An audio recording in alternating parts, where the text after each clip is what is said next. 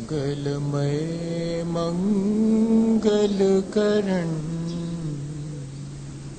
वीतराग विज्ञान नमो ताहि जाते भये अर्हन्तादिमगा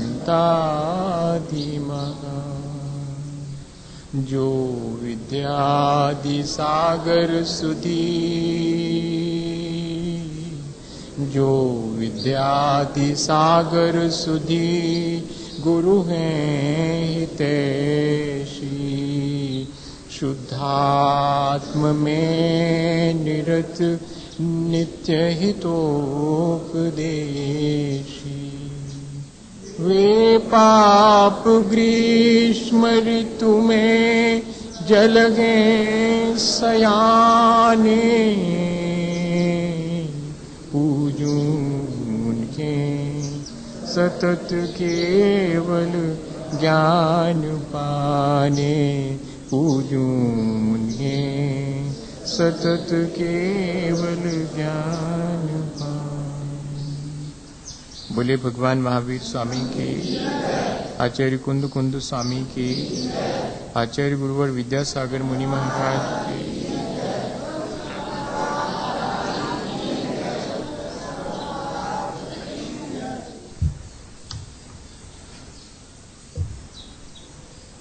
जैन दर्शन में मोक्ष का मार्ग एक ही है, पर चलने वाले अलग अलग भूमिकाओं के लोग हैं, जिसमें श्रावक भी है और साधु भी है। क्योंकि मोक्ष का मार्ग एक है और मोक्ष की धारणा भी दोनों के मन में एक जैसी ही है, इसलिए बहुत सी बातें तो ऐसी हैं जो कि साधु और श्रावक के जीवन में एक जैसी ही होती हैं। आत्म सुख पाने की ललक जैसी साधु में होनी चाहिए, वैसी ही श्रावक को भी होनी चाहिए। और इतना ही नहीं, संसार में दुख ही दुख है, इस तरह का एहसास जैसे एक साधु के जीवन में होता है, होना चाहिए, ऐसा ही श्रावक के मन में भी विचार आना चाहिए। हमने पिछले दिनों इस बात को समझने की कोशिश की है। सामायिक इसीलिए की जाती है, श्रावक भी करता है, साधु भी करते हैं। इसलिए करते हैं ताकि इस बात पे विचार कर सकें कि सचमुच मैंने यहाँ जो भौतिक सुख पाए हैं वे क्या शाश्वत हैं, या कि थोड़ी देर मिलते हैं फिर उसके बाद वे ही मुझे दुखदायी लगने लगते हैं। यदि मैंने अपने अनुभव से जीवन के ऐसा पाया है, तो फिर मैं क्यों नहीं इस निर्णय पे पहुंचता हूं कि संसार में दुख ही दुख है और कोई ऐसा आत्म सुख है जो मैं निरंतर मिस कर रहा हूं, जिसको कि मुझे पा लेना चाहिए। जैसे कि जब हम अस्वस्थ होते हैं, रोग ग्रसित हो जाता है शरीर, तब बार बार ये मन में आता है कि मैं कैसे स्वास्थ्य हासिल करूं, कैसे मेरा ये रोग दूर हो जावे। और ये शरीर तो हमेशा कोई ना कोई दुख मुझे देता ही रहता है, इसके माध्यम से मैं सदा कोई ना कोई दुख पाता ही रहता हूं। ये शरीर का स्वभाव तो ऐसा ही है। अब मुझे जब मैं स्वस्थ हो जाऊंगा तो इस शरीर को ऐसे चलाना है जिससे कि इसमें मुझे अपने आत्म कल्याण करने में बाधा ना आए। जब मैं इस तरह का अस्वस्थता के दौरान विचार करता हूं, तो अगर हम गौर से देखें तो इस संसार में हम सब अपने आत्म स्वरूप में स्थित नहीं होने से अस्वस्थ ही तो हैं।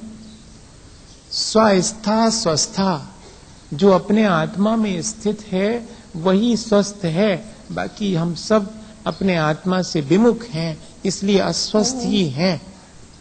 हम शरीर के रोग ग्रसित हो जाने को अस्वस्थता कहते हैं भैया, सो ठीक है, लेकिन आत्मा और हमारी चेतना कितनी रोग ग्रसित है, कितनी पतित हो रही है, निरंतर अपने काशायक भावों के द्वारा।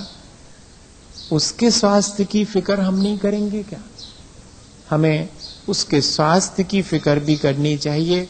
तो मैं उस स्वास्थ्य को पा सकता हूं, मैं अपने उस आत्म सुख को पा सकता हूं, ये हमारे भीतर विश्वास जागृत हो जाए। शाबक और साधु दोनों ही इस बात के लिए निरंतर प्रयत्न करते हैं। सुबह दोपहर शाम बैठकर इस संसार के प्रपंच से थोड़ी देर को अलग हट करके और विचार करते हैं कि कब पाऊंगा मैं अपने उस आत्मा का सुख।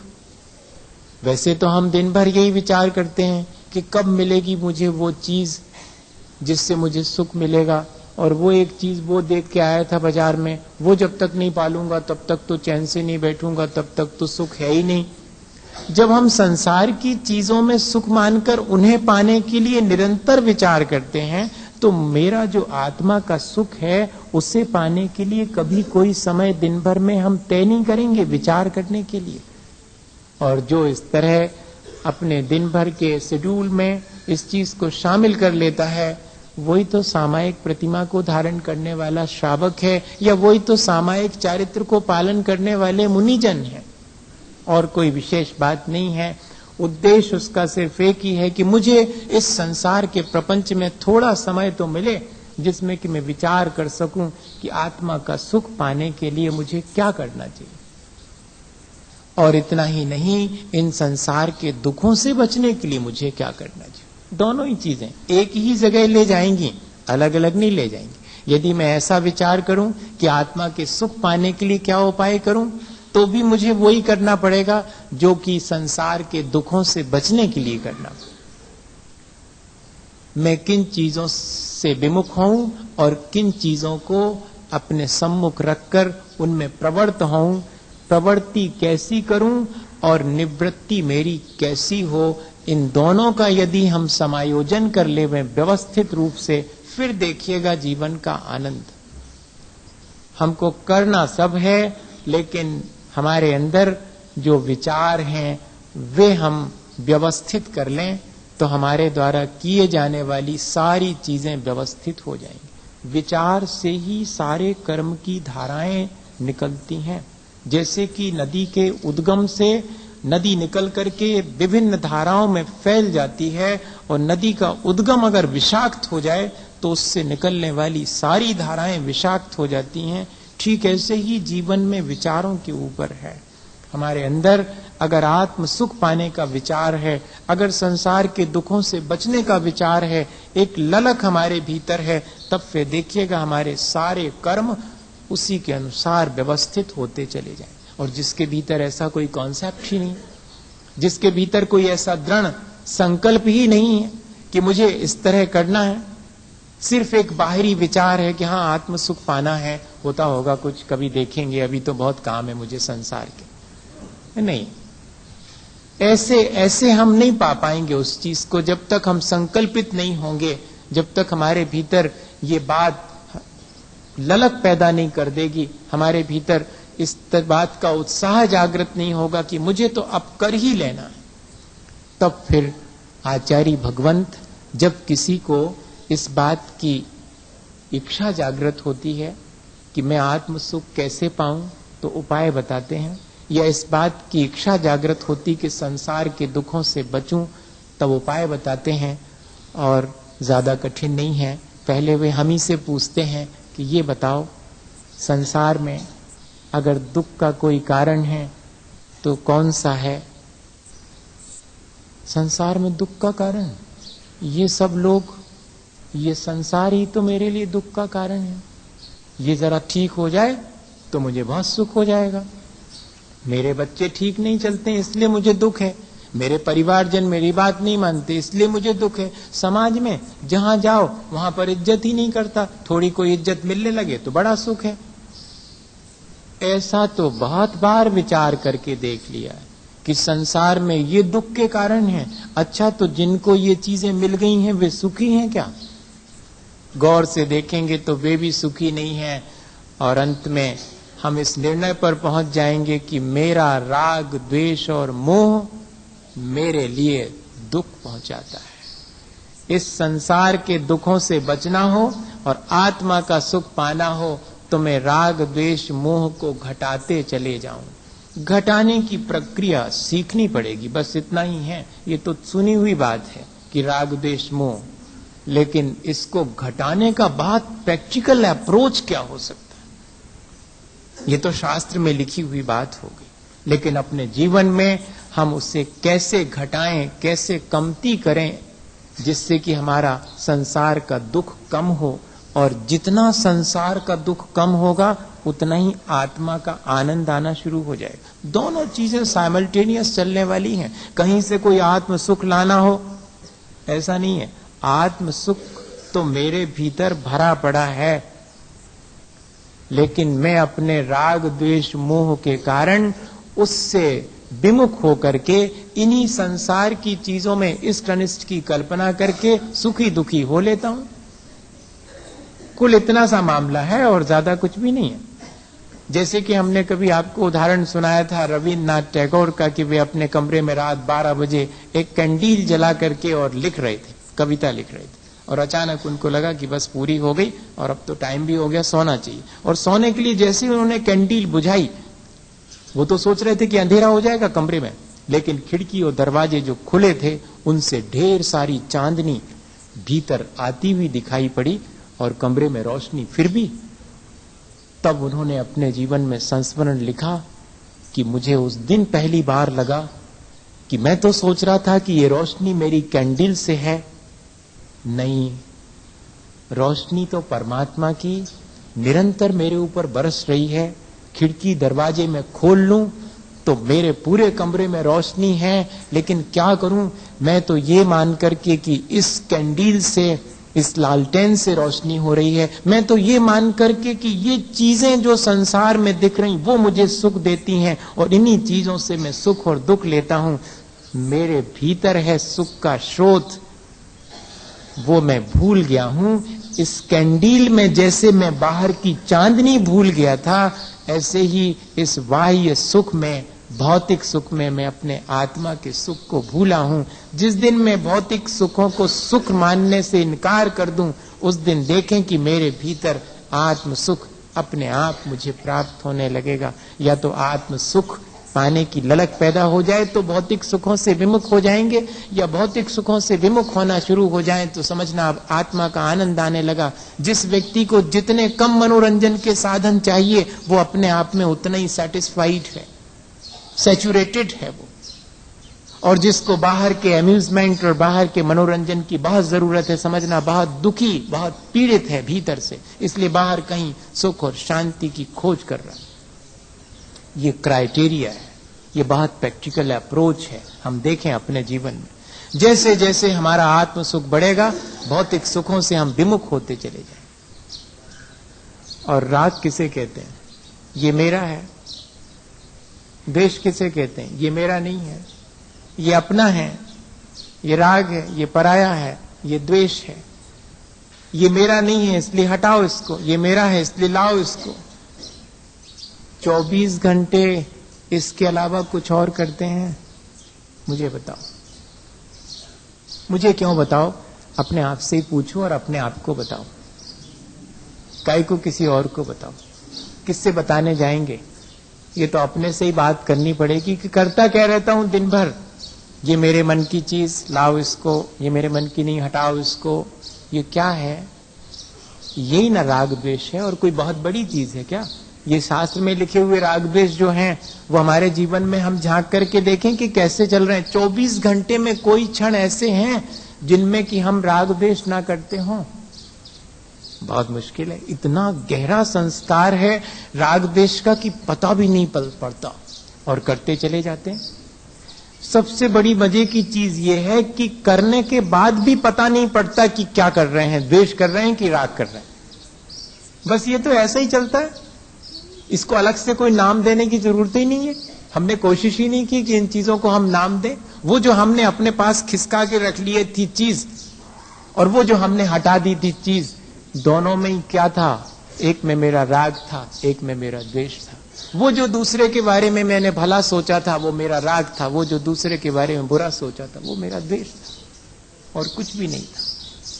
यहां क्रिया करता हूं, वाणी बोलता हूं, सोचता हूं, सब राग द्वेष से युक्त हैं। करूं क्या? सवाल ये है, इस राग द्वेष को मैं अच्छा मानूं क्या? सबसे पहली चीज, अगर अच्छा मानूं तो कभी छोड़ नहीं पाऊं, इसलिए अच्छा तो नहीं मानूं। मेरे संसार बढ़ाने वाला है, मुझे दुखी करने वाला है, इसलिए अच्छा नहीं मानूंगा। पर क्या करूं इससे बचने के लिए?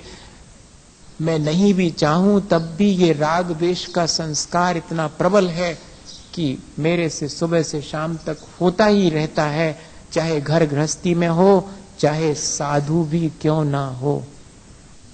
हाँ, चॉइसलेस अवेयरनेस बहुत कठिन है, एक निर्विकल्प अवस्था बहुत कठिन है।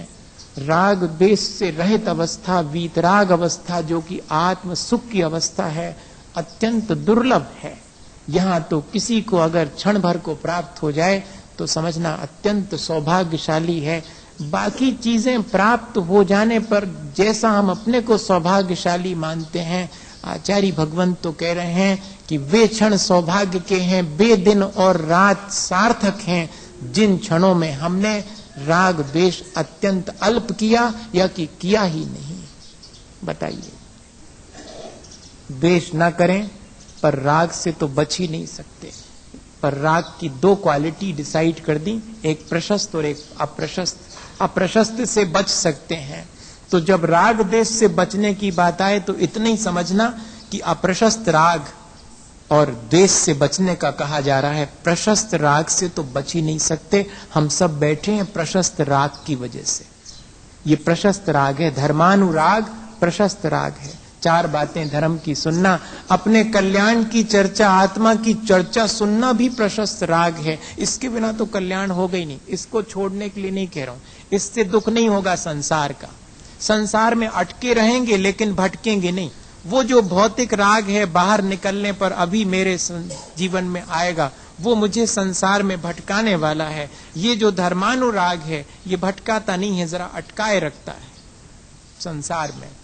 इसलिए बहुत सावधानी की आवश्यकता है। करूं क्या अब राग द्वेष को घटाने के लिए? मिल गया मुझे रास्ता, मैं अपने भौतिक राग को आध्यात्मिक राग में कन्वर्ट करूं और द्वेष से तो निजात पाऊं। द्वेष तो करूं ही नहीं किसी से, और जिससे भी करूं तो आत्मिक राग करूं, शारीरिक और भौतिक सुख सुविधा पाने वाला राग ना करूं। ऐसा हो सकता है क्या? हो सकता। बहुत लोगों से हमारे बहुत प्यारे संबंध होते हैं जो हमारे सांसारिक नहीं होते, बहुत आध्यात्मिक और पारमार्थिक संबंध भी होते हैं। भगवान से हमारा संबंध कैसा है? राग का संबंध तो है ही, लेकिन बड़ा पारमार्थिक है। मुनि जनों से हमारा, गुरु जनों से कैसा संबंध है? बहुत सांसारिक नहीं है, बड़ा पारमार्थिक संबंध है, बड़ा राग है। हाँ, जिनवाणी मां से भी हमारा राग है, तब तो हम उसकी चार बातें सीखते हैं और मानते हैं, दूसरे को बताते हैं, बड़ा उत्साह पूर्वक बताते हैं। ये भी राग है। हम ऐसा प्राणी मात्र के प्रति कर लेवें जिससे कि हमें भौतिक सुख नहीं चाहिए, हमें आत्म सुख पाने की ललक है। इसलिए जिससे भी हमारा संबंध है उससे हम एक ही संबंध रखेंगे कि आत्म सुख पाना है। इसलिए मैं आपसे जुड़ा हूं, आपसे राग मेरा है अगर, तो इतना ही है कि मैं उस आत्म सुख को पाने में माध्यम बना सकूं। हमारे राग द्वेष हमारे अनचाहे कैसे हो जाते हैं, एक उदाहरण से समझ लें अपन, तो जल्दी समझ में आ जाएगा, याद भी रह जाएगा। एक राजा अपने मंत्री के साथ में रोज निकलते थे मॉर्निंग वॉक पर घूमने के लिए। सुबह भी जाते थे, शाम को भी, दोनों टाइम। अब वो एक दुकान के सामने से निकलते थे तो उनके मन में पता नहीं बहुत बेचैनी होने लगती थी। और वो इतने बढ़िया दुकान थी, चंदन बेचने वाले की दुकान थी, बड़ा साहूकार था वो चंदन बेचने। उसकी दुकान के सामने से निकलते तो राजा के मन में और बड़ी बेचैनी होती कि इस दुकानदार को पकड़वा करके जेल भिजवा दूं, और जेल क्या भिजवा दूं, इसको तो फांसी दे दूं। अरे बात ना बात कुछ भी जबरदस्ती का, कोई लेना देना नहीं, और मन में ऐसा विचार। ये हमारे भीतर उठते कैसे हैं ऐसे भाव, जबकि हमने नहीं सोचा, फिर भी द्वेष का भाव, फिर भी राग का भाव। कुछ तो पुराने संस्कार और कुछ एक दूसरे का प्रभाव। हाँ, एक संसार में अपने को एक दूसरे के प्रभाव से बचाए रखना। हम राग नहीं करना चाह रहे, लेकिन सामने वाले का राग हमारे भीतर राग उत्पन्न करेगा, सामने वाले का द्वेष हमें द्वेष करने के लिए प्रेरित करेगा। करें नहीं करें ये बात अलग है, कोई गाली दे हमें गुस्सा होना कि नहीं होना ये हमारी चॉइस, लेकिन वह कारण तो बनेगा। और ऐसे संसार में जहां की राग द्वेष की बहुलता है, मेरे भीतर भी राग द्वेष का संस्कार बहुत है, मैं राग द्वेष घटाने की चर्चा कर रहा हूं। चर्चा से काम नहीं चलेगा, प्रैक्टिकल उपाय करना पड़ेगा बहुत। और वही उपाय हम देख लें। अब मन में विचार आना शुरू हुआ। मंत्री जी से कहा कि मंत्री जी बात क्या है, मैं किसी सबसे छुपा सकता हूं, आपसे नहीं छुपा सकता हूं, आप मेरे सलाहकार हैं, सलाह दें और पता करें कि ऐसा क्या बात है। मैं जब भी इस दुकान के सामने से निकलता हूं, चंदन की सुगंध तो आती है, पर मन में विचार आता है कि इसको मैं और फांसी तक दिलवा दूं, पता नहीं क्या बात है। मंत्री जी ने कहा कि ऐसा हो ही नहीं सकता, आपके भीतर कोई भाव आया है तो जरूर कोई ना कोई बात होगी, मैं पता करूं। और मंत्री जी ने पता कर लिया, और पता करने के बाद राजा से तो कुछ नहीं कहा। कहा राजन एक आज्ञा दें, कोष में से मुझे कुछ पैसे दिलवा दें। काहे के लिए चाहिए कोष में से पैसे? राजन मैं कुछ चंदन खरीदना चाहता हूं। खरीद लो, उसमें क्या है। और दुकानदार के पास जाकर के जितना उसका चंदन था सारा खरीद लिया मंत्री जी ने, और भेज दिया राजा के पास, रखवा दिया स्टोर में। अगले दिन से राजा निकलते हैं, अब लेकिन उनके मन में ऐसा कोई भाव नहीं आता। अब तो उनके मन में आता है कि कितना बढ़िया है ये सेठ, अरे कोई बात नहीं हुई। कुछ दिन पहले ऐसा विचार आता था, आज ऐसा आने लगा। मेरे अंदर उठने वाले राग द्वेष के परिणामों पर मेरा भी बस नहीं है। ऐसा भी है संसार में। अब मंत्री जी से कहा कि मंत्री जी बात क्या हुई, आपने ऐसा क्या जादू कर दिया? बोले राजन जानना चाहेंगे? हाँ जरूर जानना चाहूंगा। बात ये थी कि इस व्यक्ति ने, जब आप बीमार हुए थे, जब राज वैद्यों ने कह दिया था कि आपका बचना मुश्किल है, तब इसने ढेर सारा चंदन आपके दाह संस्कार में काम आएगा इसलिए खरीद लिया था। हाँ, अब फिर उसके बाद कर्म धर्म संयोग से आप राज वैद्यों के उपचार से स्वस्थ और प्रसन्न हो गए, और रोज सुबह शाम घूमने निकलते हैं। जब जब तब इसके मन में आता है कि मेरे चंदन का अब क्या होगा, कौन खरीदेगा? राजा ही खरीद सकता था और ये तो मर ही नहीं रहा। क्या ये जब मरेगा, राजा जब मरेगा तब मेरा चंदन काम आएगा। ये जो विचार है वो विचार आपके भीतर इसके प्रति कलुषता लाता है। और इसलिए जब मैंने पता किया तो इसकी पीड़ा समझ करके मैंने सारा चंदन खरीद लिया, और जैसे ही चंदन खरीदा आपके प्रति इसके मन में सद्भाव उत्पन्न हो गया, और इसके सद्भाव की वजह से आपके मन में भी इसके प्रति दुर्भावना हट गई। भैया ऐसा ही हम सबके साथ है। हम नहीं चाहते राग द्वेष करना, लेकिन अगर हमने अपने जीवन में दूसरे के प्रति वैसे परिणाम किए होंगे तो दूसरे के अंदर भी वैसे परिणाम आएंगे, और जिससे प्रभावित होकर के हम पुनः इसी प्रक्रिया को करते रहेंगे, और एक विशेष सर्कल हम देखें तो राग द्वेष का हमारे चारों तरफ देखने में आता है। करना सिर्फ इतना ही है, ये तो सिर्फ समझने के लिए है। करना इतना है कि द्वेष तो किसी से नहीं करना भैया, जिससे हो उससे भी खारिज कर दो आज जाकर के, कौन पड़े झगड़े में। और रहा राग, सो राग में भी सांसारिक राग कि इनसे हमें सुख मिलेगा, इनसे हमारे काम बनेगा, ऐसा वाला राग है, उसको बदल लो। इनसे हमारा काम तो चलेगा सो चलेगा, लेकिन इनके माध्यम से मैं अपना कल्याण कर सकूं, ऐसी भावना शुरू कर दो। एक दूसरे के सहारे हम धर्म ध्यान करने के लिए तत्पर हो जाएं, संसार बढ़ाने के लिए जैसे एक दूसरे के साथ तत्पर होते हैं, ऐसे ही एक दूसरे के साथ अपना कल्याण करने के लिए तैयार हो जाएं।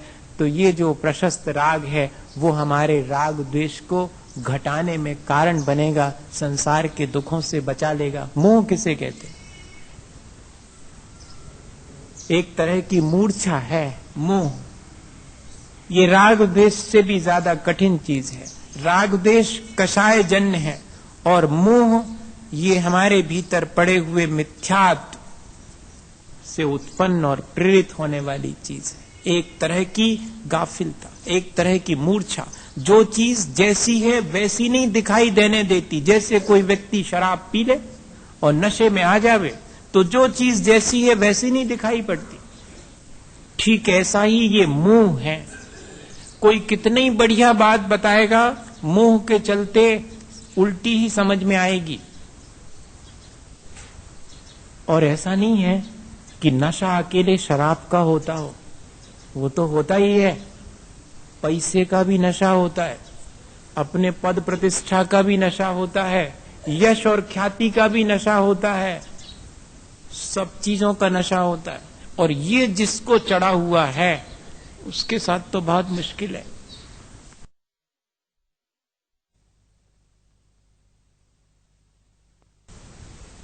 संसार के दुखों को भी दुख नहीं मानेगा इस मोह के चलते। जैसे कि ज्वर वाले को और मीठी चीज भी कड़वी मालूम पड़ती है, ऐसे ही इस मोह के उदय में अपने कल्याण की बात भी दुखदाई और कष्टप्रद लगे। तो अपने भीतर झांक के देखना कि जब जब आत्मा की चर्चा चलती है, जब जब कल्याण की बात चलती है, भीतर कष्ट होता है क्या? अगर कष्ट होता है तो समझना कि मेरा मोह बड़ा प्रबल है। मुझे अपने कल्याण की बात रुचिकर नहीं लगती। मुझे संसार की और दुख देने वाली बातें तो सुखद जान पड़ती। जिन चीजों में मुझे आज तक दुख मिला है, उन्हीं चीजों को इकट्ठा करने में मेरी आसक्ति है। इसके मायने हैं मेरा मोह बहुत प्रबल है। इसके सैकड़ों उदाहरण हैं। अपने जीवन में झांक के देखें तो 2-4 उदाहरण अपने जीवन में मिल जाएंगे, और अगर थोड़ा बाहर झांक के देखें तो सैकड़ों उदाहरण मिलेंगे इस मोह के। इस मोह की पराकाष्ठा कहां तक हो सकती है? अमेरिका के एक बहुत बड़े धनपति की कल कहानी हाथ लग गई। Carnegie, Andrew Carnegie. पढ़ रहा था मैं ऐसे ही, सारे निमित्त मिल जाते हैं भैया। मैं तो चकित हूं, इसमें कोई शक नहीं है। मैं तो सोच के बैठा था कि अब संडे को ही रखें अपन, रोज का झगड़ा कौन कहां से लाएगा, सब बातें तो कह चुके हम। लेकिन आपका पुण्य, और बैठ जाता हूं दोपहर में और कोई ना कोई चीज दिमाग में इस तरह से अपने आप आती है। अपने आप कह रहा हूं, आचार्य महाराज का नाम लेता हूं, अपने आप आती है कि कल इस बात पे चर्चा करूंगा। ये बहुत प्रैक्टिकल सी चीज है। मुझे ग्रंथों की बहुत बड़ी बड़ी चर्चा करने में रुचि नहीं है। क्या करूं? मुझे बहुत जो प्रैक्टिकल संभव है वो बातें करने का बहुत मन होता है, और वो बातें बहुत कठिन भी होती हैं। और अचानक ही वो, मैं आपको जो घटना सुना रहा हूं वो कैसे आ गई कल अचानक, ऐसे, इसलिए उतनी बात और कहना पड़ा। मैं ये बात इसलिए कह रहा हूं कि ऐसा अगर आप भी करें तो आप भी कर सकते हैं। कब तक मेरे ऊपर डिपेंड रहेंगे आप? मैं कब तक आपके साथ? मैं बहुत सीरियसली बोल रहा हूं। कब तक किसी पर, मेरे पर ही क्यों, किसी पर किसका इंतजार कर रहे हैं आप? कि कोई और आएगा आपको उपदेश सुनाएगा, कल के दिन अगले चतुर्मास में कोई और आएगा और उपदेश सुनाएगा, तो जिंदगी भर यही करते रहेंगे क्या? या कि कुछ अपने जीवन में शुरू भी करेंगे और कह सकेंगे कि बहुत हो गया, टू एनफ, बहुत सुन लिया, अब शुरू करता हूं करना। किस किस की सुनता रहूं, किस किस की मानता रहूं, मुझे किसी की नहीं सुनना, किसी की नहीं मानना, अब तो मैं अपने कल्याण के लिए मुझे जो कहा गया है उसको शुरू करता हूं। ऐसा आना चाहिए मन में भाव। ये कह रहा हूं आपसे, बहुत सीरियसली कह रहा हूं। ये आ नहीं रहा अपन लोगों के अंदर। मेरी सारी कोशिश, हम सब की सारी कोशिश यही होनी चाहिए कि ये भाव अपने भीतर से आ जाए कि हाँ सचमुच अब मुझे कुछ करना है अपने आत्म सुख पाने के लिए, अपने दुखों से बचने के लिए। जबकि मैं सब जानता हूं वो एंड्रू कार्नेगी बहुत बड़ा धनपति और जीवन के अंतिम क्षण है, मरण निकट है, अपने सेक्रेटरी के साथ बैठा हुआ है और चाहता है कि वो सेक्रेटरी से कुछ पूछे। और वो कहता भी है कि मैं तुमसे कुछ पूछना चाहता हूं, जिंदगी निकल गई, 30 साल से तुम मेरे साथ हो, मैंने अरबों रुपए कमाए और मुझे तुमसे कुछ पूछना है। और संकोच में पूछता नहीं है, मन ही मन विचार करता है खुद ही, और उसके अपने जीवन के बारे में वो एनालिसिस करता है कि पिछले वर्षों में पूरे जीवन भर मैंने अरबों रुपए कमाए और इतना ही नहीं, कैसे कैसे मैंने काम किया। ऑफिस में चपरासी 9 बजे पहुंचता था, कार्नेगी 8 बजे पहुंच जाता था ऑफिस। सारे ऑफिस के लोग अपना अपना काम करके 5, साढ़े 5 पे लौट जाते थे। कार्नेगी 8 बजे रात तक ऑफिस में बैठा रहता था। कभी बच्चों से ठीक से बात नहीं कर पाया, कभी अपनी सोसाइटी के बीच लोगों से बैठ करके और जीवन का आनंद नहीं ले पाया। लगा रहा, तब जाकर के इतना वो इस तरह विचार कर रहा है कि मैंने किस तरह इतनी संपदा इकट्ठी करी, अरबपति बन गया मैं। और आज मरण के समय ये विचार उसको आ रहा है कि मैंने पाया क्या। और इतना ही नहीं, जब किसी ने उससे पूछा था एक बार मरण के कुछ दिन पहले, आज तो वो पूछ रहा है अपने सेक्रेटरी से, दोनों चीजें एक साथ उसमें पढ़ने में आई मुझे। अभी वो पूछने का मन बना रहा है सेक्रेटरी से, और उससे पूछा था किसी ने 1-2 दिन पहले कि मर रहे हो, एक बात पूछूं, तृप्त तो हो अपने जीवन से? तब मालूम उसने क्या जवाब दिया था। लिखा है उसका जवाब कार्नेगी का। उसने कहा कि मैं बहुत अतृप्त होके मर रहा हूं। सोचा था 100 अरब कमाऊंगा, लेकिन 10 अरब ही छोड़ के मर रहा हूं। पराकाष्ठा है मोह की। सोचा था कि मरते समय इस तृप्ति के साथ मरूंगा कि 100 अरब छोड़ जा रहा हूं अपने मरने के पीछे, अभी तो कुल 10 अरब ही छोड़ के जा रहा हूं और मर रहा हूं। इस बात की अतृप्ति है। कहीं ऐसा ही हमारे जीवन में तो नहीं घटित होगा, ये विचार करना चाहिए। और अब देखते हैं कि जब उसने अपने सेक्रेटरी से पूछा, अपने जीवन से तो वो अतृप्त होके मर रहा है, लेकिन एक चीज और उसके मन में है कि पूछ तो ले अपने सेक्रेटरी से। क्या पूछना चाह रहा है वो? इतना ही सा कि सुन, अगर कभी ईश्वर तेरे पे प्रसन्न हो और तेरे से 2 में से कोई एक चीज मांगने को कहे, एक तो ये कि तू कार्नेगी जैसा धनपति बनना पसंद करेगा या उसका सेक्रेटरी, तो बोल क्या मांगेगा तू। ऐसा इंग्लिश की कहानी है, तो उसमें इसी तरह से क्या मांगेगा तू अगर ईश्वर तेरे से कहे कि 2 चीजों में से मांगना है कि या तो कार्नेगी जैसा धनपति बना सकता हूं या कि उसका सेक्रेटरी, तो पता तू क्या मांगेगा अगले बार। उसने कहा कि अगर आप मुझे क्षमा दान दें तो मैं तो आपका सेक्रेटरी बनना ही मांगूंगा, कार्नेगी तो नहीं बनूंगा। उसने ये जवाब दिया। ये बोला कि क्या क्या कह रहा है तू, सोच ले एक बार। उसने कहा कुछ नहीं सोचना, 30 साल से आपके पास हूं, एक भी क्षण मैंने आपको शांति और सुख से व्यतीत करते नहीं देखा। मैं तो ईश्वर से रोज प्रार्थना करता हूं कि कभी मुझे ऐसा धनपति मत बनाना। मैं उनके मातहत 100 रुपये का सेक्रेटरी ही रहा हूं उतना ही ठीक है। तब मालूम कार्नेगी ने क्या कहा मरते समय कि मैं तुमसे सहमत हूं, तुम इस बात को मेरे मरने के बाद सबसे कहना कि मैं कितना अतृप्त हो करके, जिस तृप्ति के लिए मैंने सारी चीजें कमाई, उसी अतृप्ति को लेकर के मर रहा हूं। सबसे कह देना ये बात, ताकि कोई और मेरे बाद इस तरह अतृप्त होकर के ना मरे।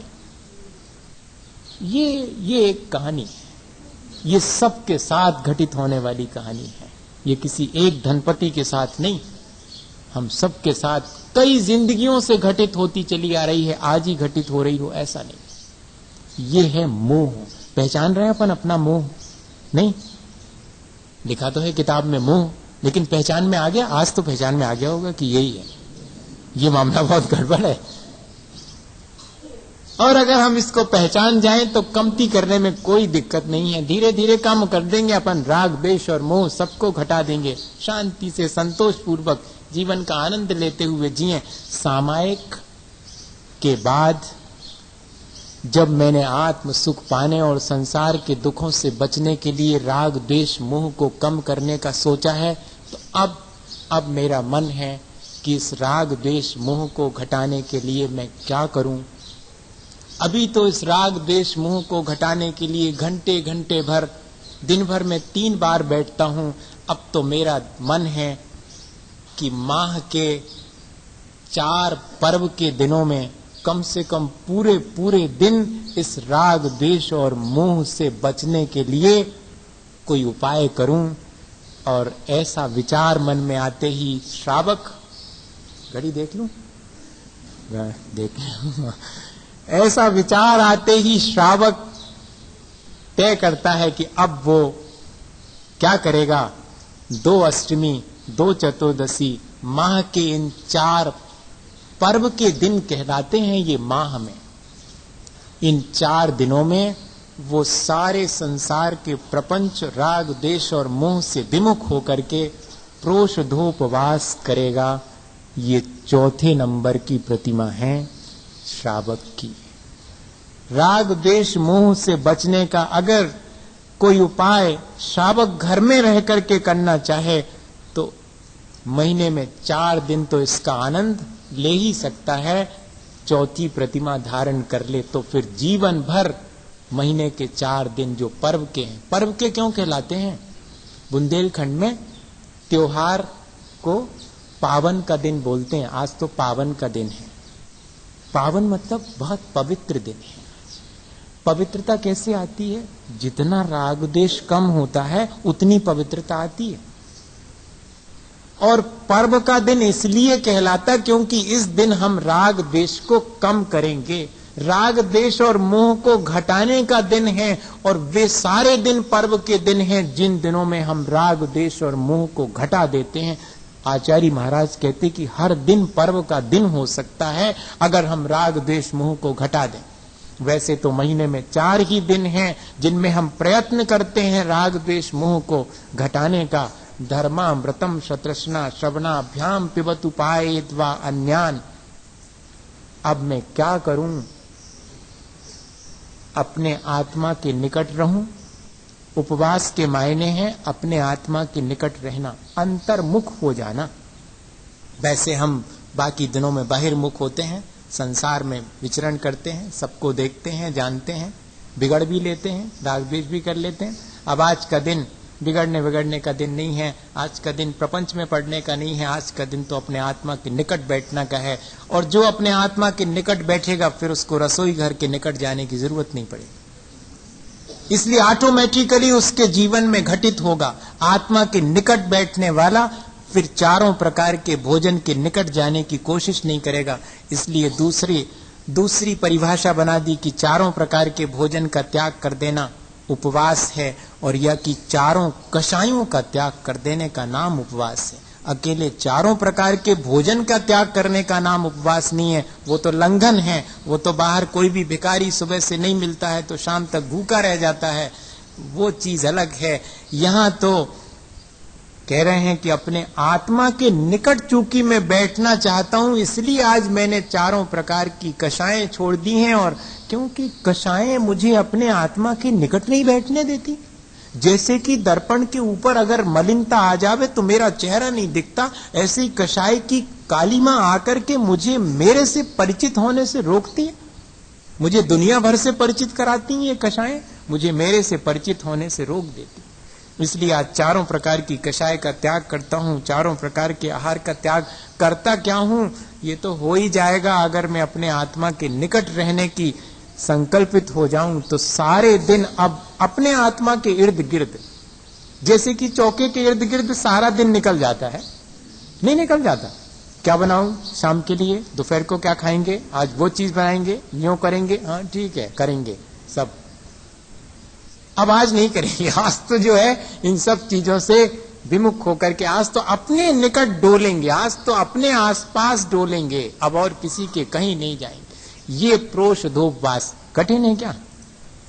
लेने में कठिन है, करने में कोई ज्यादा कठिन नहीं। एक बार तय कर लिया कर। लगता है कि ये चौथी प्रतिमा क्या होती होगी, चौथी प्रतिमा देखो, एक बार अगर अपने मन में ये विचार आ गया तो बहुत आसान हो जाएगी। और साथ में क्या जोड़ दिया, असल में हम लोग बाकी सब चीजों में सुख मानते हैं, मुश्किल ये है।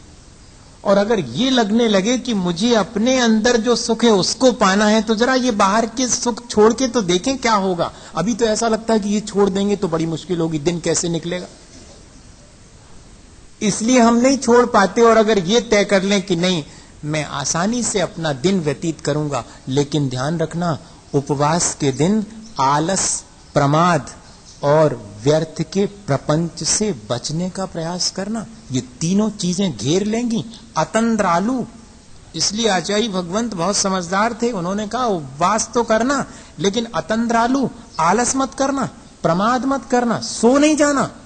तब फिर क्या करेंगे, भूखे कैसे होएगा भजन भगवान का, हाँ। तब कहते हैं कि नहीं, धर्मामृतम सतृष्णा, धर्म को ही अमृत मान करके उसका पान करना, और स्वयं नहीं अन्यान्वा, चार लोगों के साथ बैठकर उन्हें भी धर्म की चर्चा में शामिल करना। जैसे कि बैठ जाते हैं और यहाँ वहां की चर्चा करने लगते हैं, उस दिन ऐसे ही अपने समय को व्यतीत करना है तो चार लोगों के साथ बैठ करके धर्म ध्यान पूर्वक व्यतीत करना। अगर अकेले बैठने से मन वहीं चला जाए, कषायों में मन वहीं चला जाए, भोजन में, तो फिर सबसे अच्छा उपाय है कि स्वयं धर्मामृत पीना और चार लोगों के साथ बैठ करके पार्टिसिपेट करना, ताकि समय आसानी से व्यतीत हो जाए, सारा दिन व्यतीत हो जाए, आलस ना आ पाए, प्रमाद ना आ पाए और संसार के राग द्वेष मोह ना घेर सकें। वरना संस्कार है कि वे घेर लेंगे, और ज्यादा घेर लेते हैं, फुर्सत के दिन तो और ज्यादा घेरते हैं, फिर दुनिया भर की चीजें याद आती हैं। तो उस दिन बहुत सावधानी कि स्वाध्याय करें। स्वाध्याय साधन है जिससे कि हम अपने जीवन के बारे में और इतना ही नहीं इस संसार के बारे में उस दिन विशेष रूप से समझें। हजारी प्रसाद द्विवेदी ने लिखा कि जो व्यक्ति जीवन में एक दिन भी उपवास नहीं कर पाया, उसने जीवन का स्वाद ही नहीं जाना। उसने दुनिया की चीजों का स्वाद तो जाना होगा, जीवन का स्वाद नहीं जाना, क्योंकि उस दिन मालूम पड़ता है जब बाकी चीजों का स्वाद छोड़ दिया है, तब मेरे भीतर भी कोई सुख है, ये तब मालूम पड़ता है। इसलिए ये चौथी प्रतिमा का पालन करने वाला अपने राग द्वेष मोह से बचने के लिए, इन संसार के सुखों में सुख का जो भ्रम है उससे बचने के लिए एक घटना है छोटी सी, इसकी जल्दी समझ में आ जाएगा और बस फिर इतना ही रखते हैं, हो ही गया फिर तो टाइम भी। कैसे अपन लोगों ने ये भ्रम पैदा कर लिया है कि ये चीजें अपन को सुख देती हैं, और ये तोड़ने के लिए ही ये प्रक्रिया रखी गई है। टूटेगा कैसे? अभी तो लगता है कि वो चीज खाएंगे तो सुख मिलेगा, आज नहीं खाई देखें क्या हुआ, ऐसे ही टूटेगा। इसलिए उपवास रखा है कि आज भोजन, कोई भी चीज भोजन में जो मुझे सुख देती है आज नहीं लेऊंगा, तो देखें कोई सुख मिलता मेरे भीतर झरता है कि नहीं। और वास्तव में देखा जाए तो रस वस्तुओं में नहीं है, रस तो मेरे अपने भीतर है। जिन चीजों में मैं रस मान लेता हूं उनमें से रस मिलने लगता है, और जिन चीजों में रस मैं नहीं मानता हूं वे कितने भी रस युक्त हों मुझे वे रस नहीं दे पाती हैं। एक अरब कंट्री से सुनी हुई कहानी होगी, आचार्य महाराज ने सुनाई थी यहां पर 79 में, मुझे मालूम, आपको भले ही मालूम हो चाहे नहीं, क्योंकि उनकी किताब छपी उसमें पढ़ी हमने, बहुत प्रसिद्ध है ये। अरब कंट्री से कोई व्यक्ति आया इंडिया में, वहां पर तो अरब कंट्री में पानी की बहुत तंगी है, तो यहाँ पर आया और एक बहुत बढ़िया होटल में रुका, और जैसे ही वो नहाने पहुंचा तो उसने टोंटी खोली, उसमें से ढेर पानी। अरे वाह, अपने यहाँ तो ऐसा होता ही नहीं, यहाँ तो ये टोंटी खोलो इसमें से पानी, ये टोंटी खोलो इसमें से पानी, इतना पानी। टोंटी खोलते ही साथ उसने कहा कि मजा आ गया। अब वो जो वहां पर काम करने वाले थे उस होटल में, लॉज में, तो उनसे पूछा, उसने चुपचाप कान में से कि ये जो टोंटियां हैं जो यहाँ लगी हैं जिनमें से पानी आता है, क्या और भी मिलती हैं क्या? समझ गया वो, समझ गया नौकर कि आदमी को बनाया जा सकता आसानी से बुद्धू। उसने कहा बहुत मिल सकती हैं। तो सुनो, मुझे दिला सकते हो क्या? दिला सकता हूं। तो कितने कितने रुपए की? 100 रुपए लगेंगे, एक एक के 100 रुपए। हाँ, ऐसे ही तो यहां पर है। हम सोचते हैं कि इस चीज में सुख मिलेगा, और एक बार हमने सोच लिया कि इस चीज में सुख मिलेगा। हमने देखा है एक छोटी सी बिटिया को इंदौर के अंदर, आश्चर्य करेंगे आप, मुझे याद आ गया अचानक, टेलीविजन पर उसने देखी होगी 5 ग्राम की क्रीम, 5 ग्राम की ट्यूब क्रीम की एडवर्टाइजमेंट, और उसने कहा कि इसके बिना तो मुझे सुख ही नहीं है। दुकानदार के पास जाती, पूछती कितने की है? 95 रुपए की। 95 रुपए की 5 ग्राम की ट्यूब। लेकिन अंकल, वो कहती अंकल मैं इसको खरीदूंगी जरूर, अभी कहीं ना कहीं से पैसे अरेंज करके लाती हूं, इसको खरीदूंगी। ये क्या है? हमें उस पर हंसी आ रही है कि वो टोंटी 100 रुपए की कह रहा, और हम कह रहे हैं क्या, दे दो 100 रुपए की दे दो टोंटी। और ये जो बाहर चीजें पड़ी हुई हैं, चाहे जितने दाम दे करके हम उनमें से सुख नहीं पाना चाहते। हम में और उसमें ज्यादा अंतर नहीं है भैया। अगर ऐसे हम घटित करें, और उसने ले ली 1 दर्जन टोंटियां 100 रुपए की, रख ली उसने अपने थैले में। क्यों? उसको तो मालूम पड़ गया था कि ये खरीद लूंगा मैं तो ढेर पानी अरब कंट्री में ले जाऊंगा, और बस, और रात अरे आप समझ गए, आप जल्दी से हमारी पूरी नहीं हो पाई वो अभी। तो उसने क्या करा, फिर वो चला वो टोंटियां रख करके बैग में, और जब ट्रेन में बैठा तो उसने रात में उसके मन में आया कि देखें अब लेके जा रहे हैं, देखें तो थोड़ा सा खोल करके देखेंगे, अब भी आएगा उसमें से पानी। और उसने रात में बैग में से धीरे से, जब सब सो गए, तो एक टोंटी निकाली, खोली, कहां उसमें पानी। दूसरी निकाली, खोली, उसमें कहां। उसने कहा ठगे गए। उसका जो मित्र था, जो कि चुपचाप उसे देख रहा था, उसने कहा किसी ने तुम्हें ठगा नहीं है, तुम खुद ठगाए गए। उसने कहा अरे, मैंने तो वहां टोंटियों में से पानी निकलते देखा, इसलिए मैंने टोंटी खरीद ली। उसने कहा बुद्धू, टोंटी में से तो पानी आ रहा था, टोंटी में पानी नहीं था, पानी तो टंकी में होता है, सुख तो भीतर होता है, ये तो बाहर टोंटियां हैं, उनमें से लगता कि आ रहा है सुख। हाँ, ये टोंटी है, इसमें से लगता सुख आ रहा है। ये पेन मेरे पास है इसलिए बड़ा सुखी हूं, इस पेन से सुख निकल के नहीं आ रहा है, मेरे भीतर की मान्यता में से सुख आ रहा, मेरे अंदर से आ रहा है सुख और दुख दोनों ही।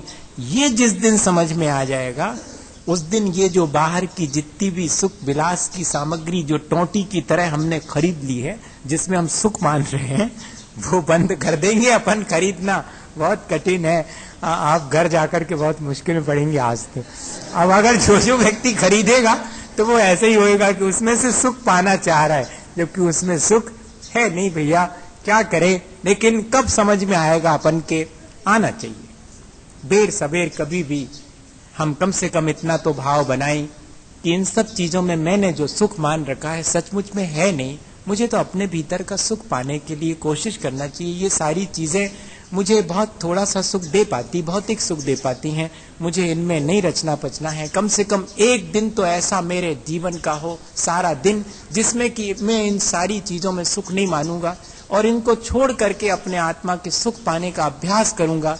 चौथी प्रतिमा में यही अभ्यास श्रावक करना शुरू करता है तो उसके जीवन में आनंद आना शुरू होता। इसी भावना के साथ बोलिए आचार्य गुरुवर विद्यासागर में।